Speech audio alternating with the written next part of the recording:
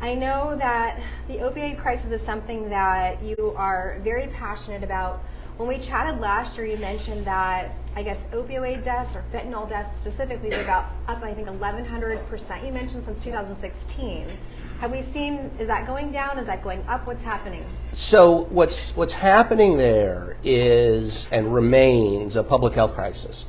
The numbers I had heard were actually 1,600% in the county of Orange since 2016, 2,200% throughout the state.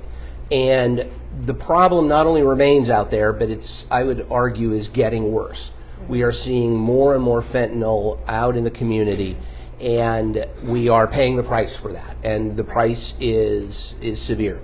So what I've been doing is partnering with a number of our local police, fire, medical community to help make Narcan, the opioid reversal agent, more available, and also raising awareness. I've been out to all of the city councils in my district, and all of them have unanimously gotten behind the effort that we're making to get some laws changed up in Sacramento to crack down on the dealers of fentanyl or those who are adulterating what they are dealing with fentanyl.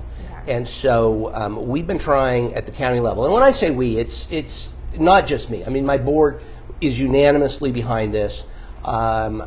We put $20,000 to every school district in my district to get Narcan into the high schools. The theory there being that often, you know, the first responders have Narcan available.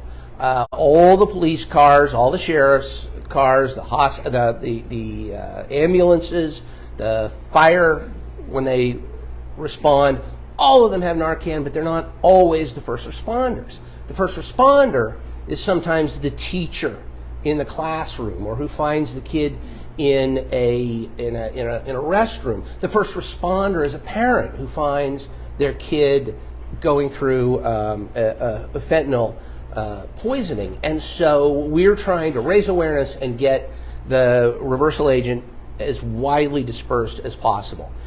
I'm not doing it alone. Just this morning I met Janice, who is here with us and is working with, is it a nonprofit, yes, Janice? It's a nonprofit. We have a 501c3 and a 501c4. For those out there, a 501c3 and a 501c4, raising awareness, raising money. The idea being that we've got to get the message out to Sacramento.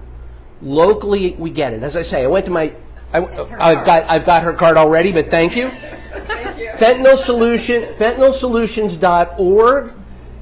And this is a shameless plug for Janice and her organization. But real quick, there are a number of bills up in Sacramento that are cracking down on fentanyl and fentanyl dealers and trying to stem the tide, and they're dying in committee, which is no surprise to me. When I was up in Sacramento, there was a policy. It was explicit. They weren't shy about it. They weren't quiet about it. It was stated policy of the majority party that no bill that increases a penalty, that potentially increases jail time, that otherwise cracks down and makes something a crime that maybe wasn't before, none of those bills get a vote out of the Public Safety Committee. Forget getting to the floor of the Assembly or the State Senate. They don't get out of committee.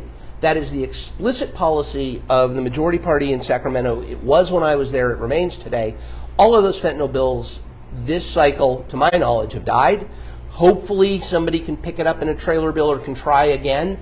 And Janice and a groundswell is what it's going to take to get a fighting chance to increase the penalties on fentanyl. And I'm focused on it. We're trying to do it because, you know, sadly, it is increasing out there. It's not getting better. And I know, I think I saw on your Twitter, you guys are hosting, is it a session on the 26th of April? What's that about? Which one is the 20? I've got, okay. OC Healthcare, I think, is hosting an opioid. We've done in the past, and we are continuing to do fentanyl town halls. Okay. And the idea being exactly what I'm talking, raise awareness, Okay. get parents. We did one not too long ago at Beckman High School. Get parents out to say, you may not think this is something in our communities. You may not think your kid is at risk. But the truth is, it is in our communities, and your kid potentially is at risk. And you know, a quick story on that. When I was going around all the different city councils to get them behind our fentanyl resolution, a city councilman, not in Orange, but in one of the other cities in my district, told the story from the dais. So I'm not speaking out of school here. His sister had been up studying for an exam 3 weeks before that, had taken something to help her study.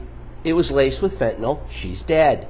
It isn't something you necessarily think is coming your way, but it's out there, and it could be. So we are trying to raise that awareness, doing town halls. The healthcare agency, the county's healthcare agency, gets it. They're behind it. They're helping with these town halls. I've got a couple coming up, but that one on the 26th is coming. I encourage, maybe not so much you guys, although anybody is welcome, but if you know parents, high school age, junior high school age, let's get people out there so they hear about this and know this is in our neighborhoods.